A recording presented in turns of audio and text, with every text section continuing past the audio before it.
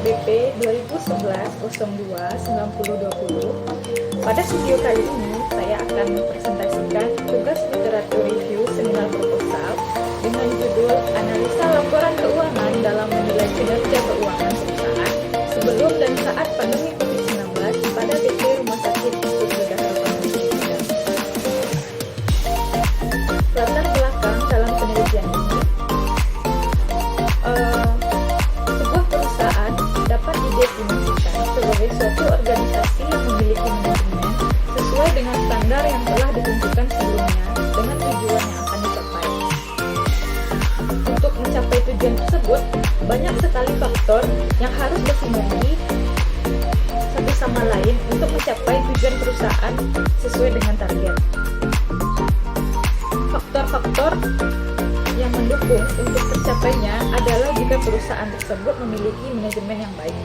Cara kita untuk melihat apakah perusahaan sudah melakukan manajemen yang baik adalah dilihat apakah perusahaan tersebut dapat mencapai target yang telah ditetapkan.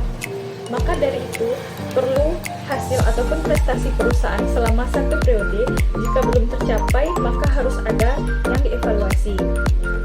Hasil atau prestasi inilah yang disebut dengan kinerja perusahaan. Hasil atau kinerja perusahaan ini perlu untuk dianalisis sebagai suatu agensi perusahaan untuk pengambilan keputusan yang tepat guna keseimbangan dan keberlanjutan perusahaan tersebut.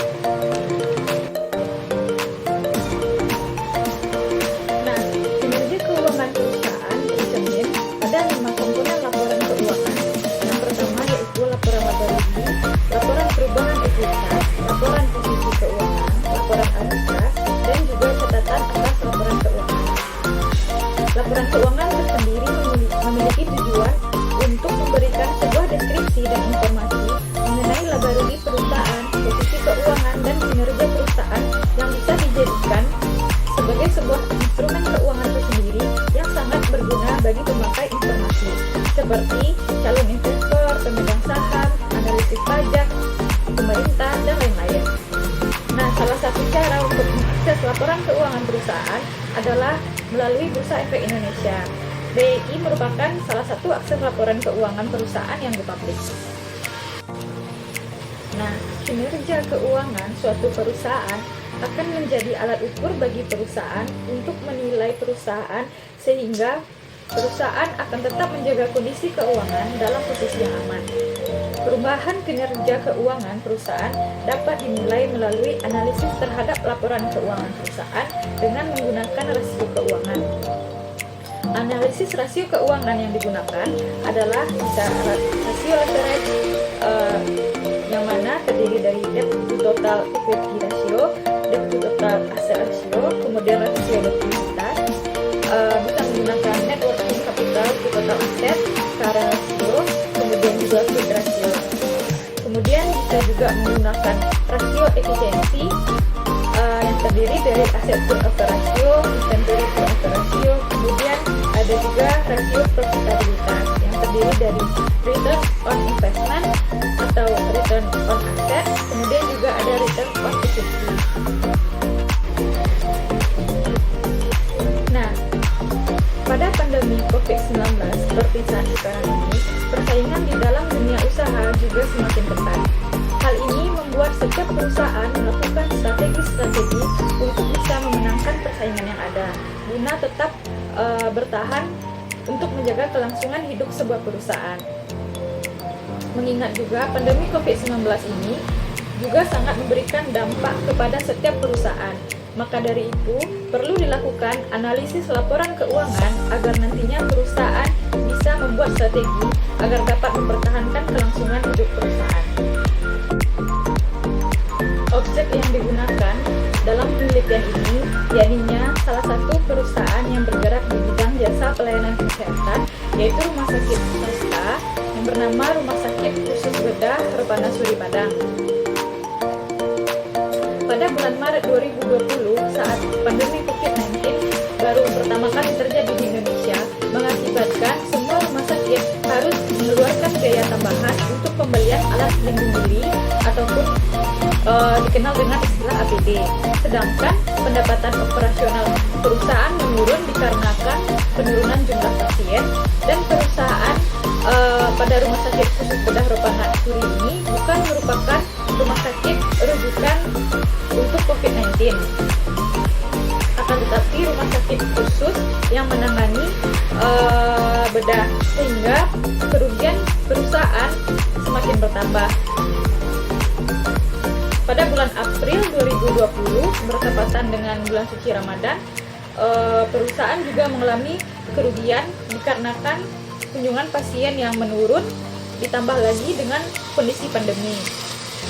Pada bulan Mei 2020, perusahaan juga menambah biaya untuk biaya THR karyawan, sehingga perusahaan telah mengalami kerugian dan kinerja keuangan perusahaan semakin menurun. Berdasarkan latar belakang tersebut, peneliti tertarik untuk meneliti lebih lanjut tentang kinerja keuangan perusahaan sebelum dan saat pandemi menggunakan analisis rasio keuangan. Nah, penelitian ini berjudul Analisis Laporan Keuangan dalam Menilai Kinerja Keuangan Perusahaan Sebelum dan Saat Pandemi COVID-19 pada PT Rumah Sakit Khusus Bedah Ropanasuri Padang. Nah, berdasarkan latar belakang yang telah diuraikan sebelumnya, maka rumusan permasalahan dalam penelitian ini adalah bagaimana kinerja keuangan perusahaan sebelum dan saat pandemi COVID-19 pada PT Rumah Sakit Khusus Bedah Ropanasuri Padang dengan menggunakan analisis rasio keuangan. Nah, tujuan penelitian ini yaitu untuk mendeskripsikan kinerja keuangan PT Rumah Sakit Khusus Bedah Ropanasuri Padang sebelum dan saat pandemi COVID-19 dengan menggunakan analisis rasio keuangan. Selanjutnya yaitu tinjauan pustaka yang terdiri dari 6 bagian. Yang pertama yaitu membahas tentang laporan keuangan, kemudian analisis laporan keuangan, kemudian analisis rasio keuangan. Yang keempat, penilaian kinerja keuangan perusahaan. Yang kelima, pembahasan tentang penelitian terdahulu. Kemudian yang keenam, ada kerangka pemikiran.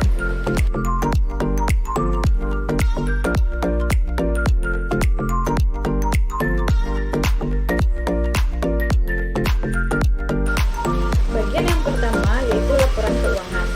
Pengertian laporan keuangan merupakan proses akuntansi yang mana dicatat, digolongkan, dan diringkas dari peristiwa dan kejadian-kejadian yang setidak-tidaknya bagian tersebut bersifat keuangan atau berhubungan dengan uang.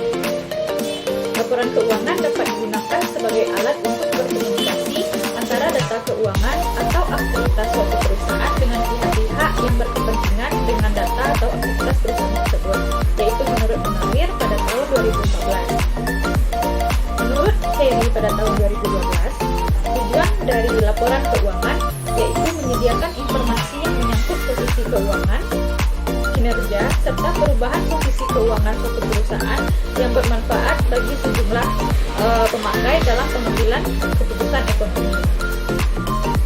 Kemudian, laporan keuangan terdiri dari 2 pemakai, yaitu yang pertama pemakai informasi internal, kemudian yang kedua pemakai informasi eksternal.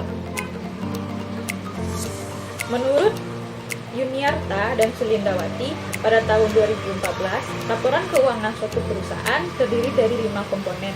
Yang pertama, laporan laba rugi, yang kedua, laporan perubahan ekuitas, yang ketiga, laporan posisi keuangan, yang keempat, laporan arus kas, dan yang kelima, catatan atas laporan keuangan.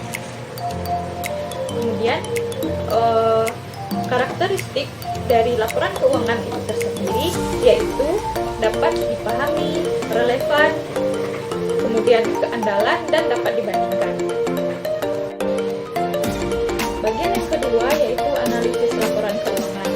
Menurut Samsudin pada tahun 2011, pengertian dari analisis laporan keuangan adalah analisis laporan perusahaan pada dasarnya merupakan penghitungan rasio-rasio untuk menilai keadaan suatu perusahaan di masa lalu, masa ini, dan kemungkinan di masa depan. Tujuan analisis laporan keuangan tersebut menurut Munawir pada tahun 2014 yaitu untuk membandingkan data-data keuangan di dalam perusahaan untuk 2 periode atau lebih dan untuk mendukung pengambilan keputusan setelah data keuangan dianalisis lebih lanjut. Kemudian menurut Munawir pada tahun 2014, metode analisis yang digunakan oleh setiap penganalisa laporan keuangan ada dua, yaitu analisis horizontal dan analisis vertikal. Bagian yang ketiga yaitu rasio keuangan. Analisis rasio keuangan dilakukan untuk menganalisis kelemahan dan kekuatan di bidang finansial dan akan sangat membantu dalam menilai prestasi manajemen di masa lalu dan prospeknya di masa yang akan datang, yaitu menurut Sartono pada tahun 2014. Kemudian, menurut Rianto pada tahun 2010, tujuan dari analisis rasio keuangan yaitu membantu menganalisa laporan finansial dari perusahaannya. Manajer akan dapat mengetahui keadaan dan perkembangan finansial dari perusahaannya dan akan dapat diketahui hasil-hasil finansial yang telah dicapai di waktu-waktu yang lalu dan di waktu-waktu yang sedang berjalan. Menurut Kasmir pada tahun 2012, analisis rasio keuangan terdiri dari rasio likuiditas, rasio solvabilitas, dan rasio profitabilitas. Poin yang keempat yaitu penilaian kinerja perusahaan. Menurut Jumingan, pada tahun 2014, kinerja keuangan merupakan gambaran kondisi keuangan pada periode tertentu, baik itu menyangkut aspek menghimpun dana maupun penyaluran dana yang biasanya diukur dengan indikator kecukupan modal, likuiditas, dan profitabilitas. Kemudian menurut Jumingan pada tahun 2014, tujuan terkait dengan analisis kinerja keuangan mengandung beberapa tujuan. Yang pertama, untuk mengetahui keberhasilan pengelolaan keuangan, terutama kondisi likuiditas, kecukupan modal, dan profitabilitas yang dicapai dalam tahun berjalan ataupun tahun sebelumnya. Kemudian, untuk mengetahui kemampuan perusahaan dalam mendayagunakan semua aset yang dimiliki dalam menghasilkan profit secara efisien. Dalam melakukan penelitian ini, penulis merujuk kepada beberapa penelitian yang terdahulu. Penelitian terdahulu dengan judul Analisis Laporan Keuangan dalam Mengukur Kinerja Keuangan pada PT Hanjaya Mandala Sempurna yang dilakukan oleh Henry Andre Smith pada tahun 2013 menggunakan metode analisa horizontal. Sampel dalam penelitian ini yaitu laporan keuangan perusahaan yang diterbitkan selama 3 tahun terakhir ditambah dengan laporan pada tengah tahun laporan PT HM Sempurna tahun 2009, tahun 2010, tahun 2011, dan laporan keuangan bulan Juni tahun 2012. Hasil penelitiannya menunjukkan rasio likuiditas perusahaan berada dalam keadaan yang baik, kemudian rasio solvabilitas perusahaan berada pada posisi insolvable, dan rasio profitabilitas perusahaan dalam posisi yang baik. Hal ini dapat dilihat pada peningkatan rasio profitabilitas yang menyebabkan keberhasilan perusahaan untuk menghasilkan laba setiap tahun semakin meningkat. Penelitian selanjutnya yaitu dengan judul Analisis Laporan Keuangan untuk menilai kinerja keuangan PT Bumi Resource. Nama peneliti Marcel Kongo pada tahun 2013 menggunakan metode analisis deskriptif kuantitatif. Sampel yaitu laporan keuangan perusahaan yang diterbitkan selama 3 tahun terakhir dari 2009 sampai dengan tahun 2011. Hasil penelitian yaitu rasio likuiditas secara keseluruhan, keadaan perusahaan berada dalam keadaan yang baik meskipun selama kurun waktu 2009 sampai 2011 berfluktuasi.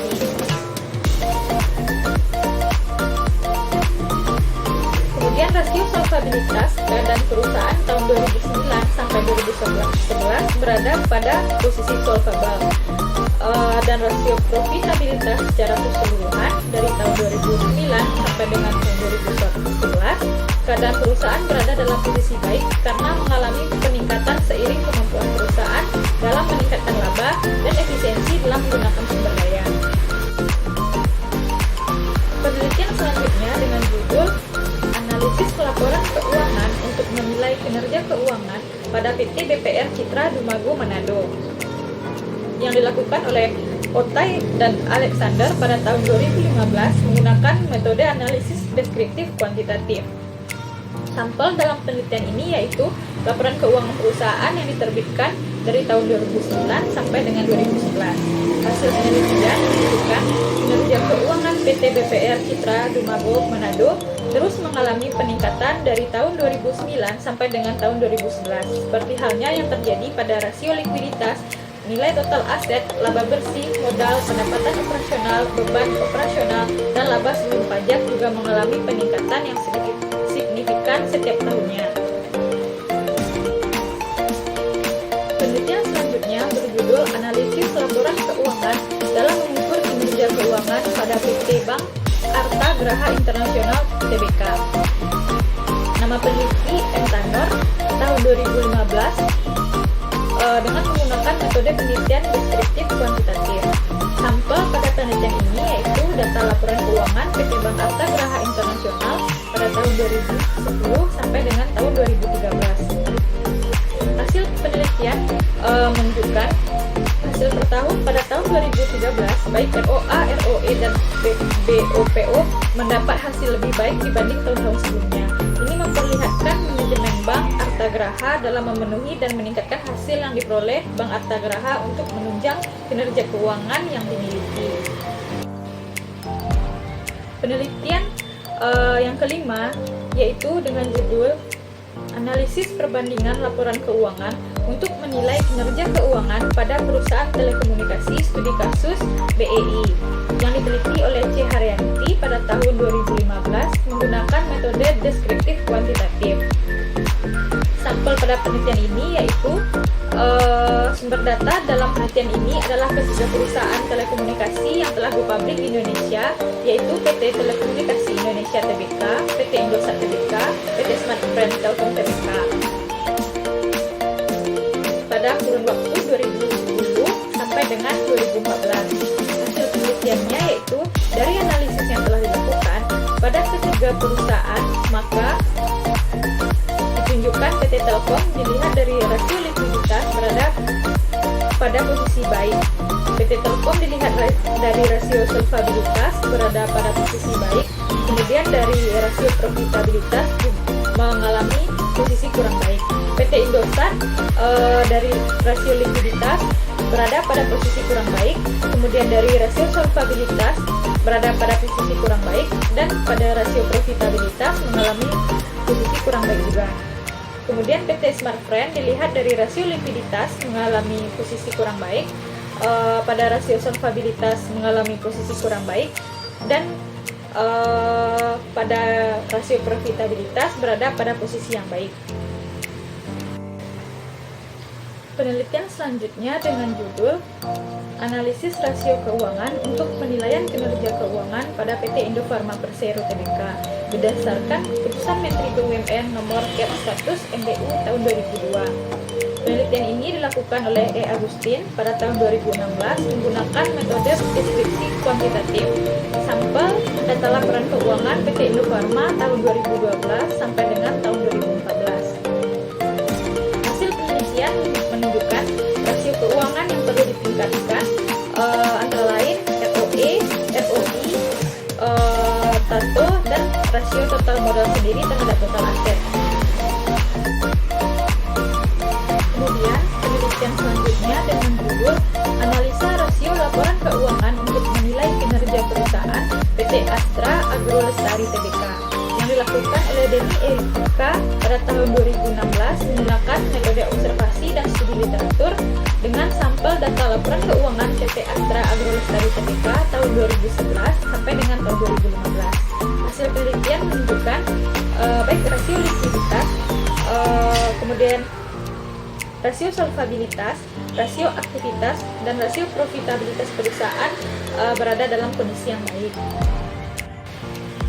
Penelitian selanjutnya yaitu dengan judul Analisis Laporan Keuangan untuk Menilai Kinerja Keuangan pada PT Gudang Garam Tbk pada periode 2013 sampai dengan 2015. Penelitian ini dilakukan oleh Ina Susianti pada tahun 2018 menggunakan metode deskriptif kuantitatif dengan sampel data laporan keuangan perusahaan tahun 2013 sampai dengan tahun 2015. Hasil penelitian yaitu menunjukkan rasio likuiditas PT Gudang Garam Tbk pada tahun 2013 sampai dengan tahun 2015 dinyatakan likuid. Kemudian rasio solvabilitasnya solvable, dan dari sudut rasio profitabilitas menggunakan return on investment dan return on equity, keadaan PT Gudang Garam Tbk dinyatakan profit karena keuntungan, harga promosi, dan persepsi secara simultan berpengaruh signifikan terhadap keputusan pembelian motor second di IG Fajar Putra Motor Nganjuk. Penelitian selanjutnya dengan judul Analisis Laporan Keuangan dalam menilai kinerja keuangan pada PT Taiso Pharmaceutical Indonesia dengan nama peneliti Deswanti Sutra pada tahun 2018 menggunakan metode deskriptif kuantitatif dengan sampel data laporan keuangan perusahaan pada tahun 2014 sampai dengan tahun 2015. Hasil penelitian menunjukkan kinerja keuangan perusahaan PT Taiso untuk 3 periode berturut-turut dinyatakan cukup baik. Penelitian selanjutnya dengan judul Analisis Laporan Keuangan untuk menilai kinerja keuangan PT Mayora Indah Tbk Tangerang.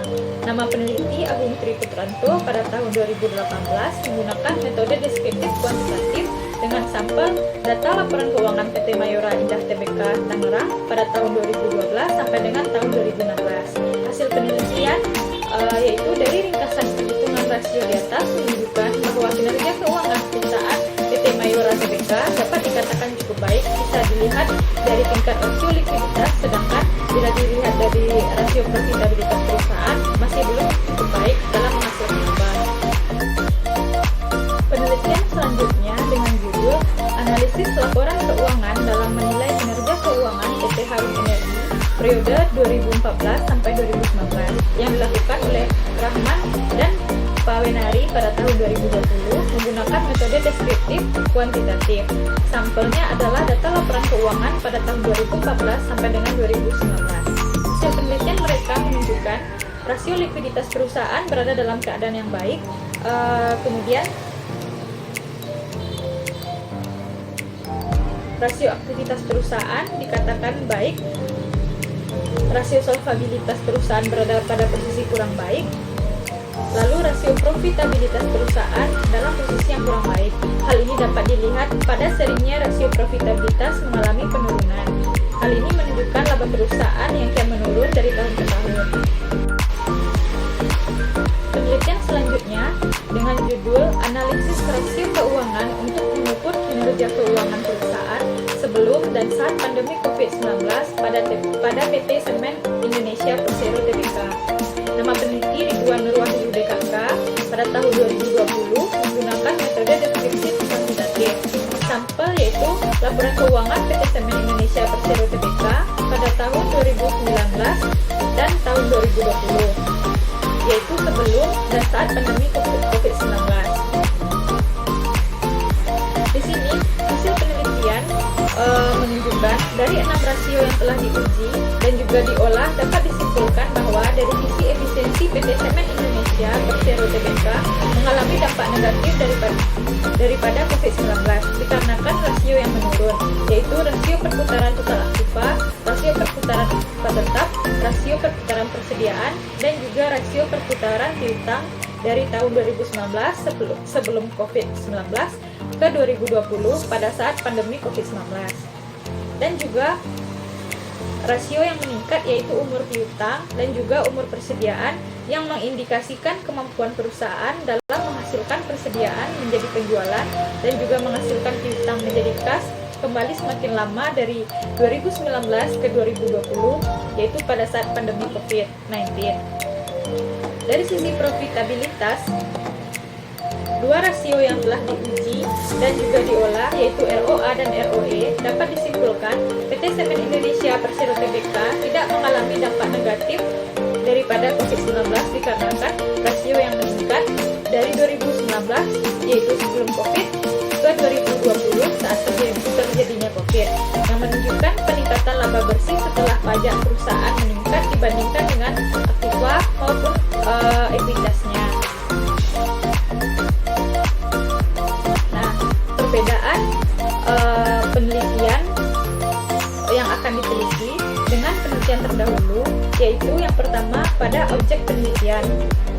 Objek penelitian yang ingin penulis teliti di sini yaitu PT PT Rumah Sakit Khusus Bedah Ropana Suri Padang, yaitu sebuah perusahaan yang bergerak di bidang jasa pelayanan kesehatan yang mungkin terdampak pada saat pandemi COVID-19, yaitu dikarenakan perusahaan bukan merupakan rumah sakit rujukan COVID-19, sedangkan mengalami penambahan terhadap biaya operasional untuk pembelian alat pelindung diri atau APD, sedangkan pendapatan operasional perusahaan menurun dikarenakan bukan merupakan rumah sakit rujukan COVID. Kemudian sampel penelitian, yaitu sampel yang digunakan adalah data laporan keuangan PT Rumah Sakit Khusus Bedah Ropana Suri pada tahun 2019, yaitu sebelum pandemi COVID-19, kemudian tahun 2020 saat terjadinya COVID-19. Nah, sekian presentasi literatur review dari saya, Yolanda Cynthia Putri. Thank you for watching and see you in the next video.